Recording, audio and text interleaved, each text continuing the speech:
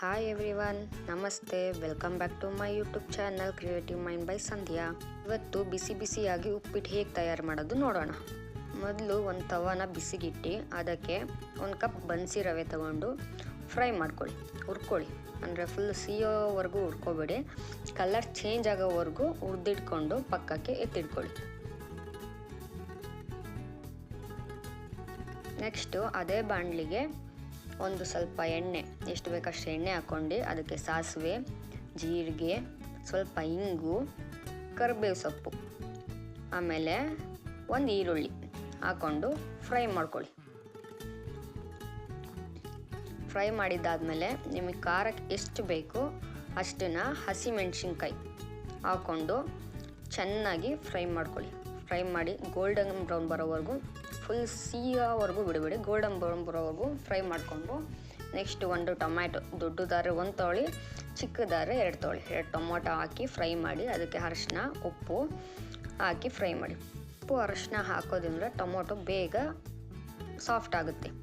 ಅದಾದಮೇಲೆ ನಿಮಗೆ ಯಾವ ಥರ ಬೇಕು ತರಕಾರಿಗಳು, ಮಿಕ್ಸ್ ತರಕಾರಿ ಹಾಕ್ಕೊಂಡು ಚೆನ್ನಾಗಿ ಫ್ರೈ ಮಾಡಿ.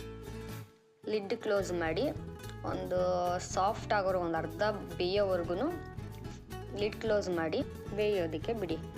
ಮಧ್ಯ ಮಧ್ಯ ತೆಗೆದು ಬಾಡಿಸ್ಕೊಳ್ಳಿ, ಇಲ್ಲ ಒತ್ತೋಗೋ ಚಾನ್ಸಸ್ ಇರುತ್ತೆ.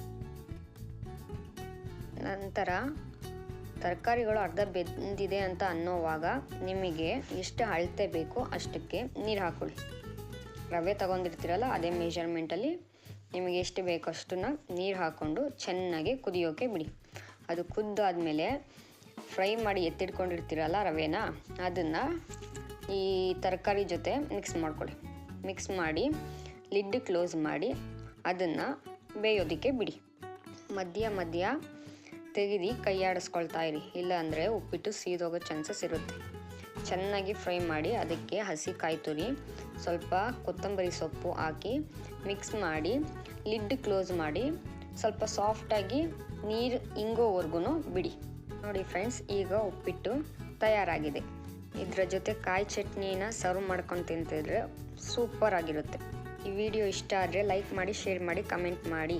Thank you friends, thank you for watching.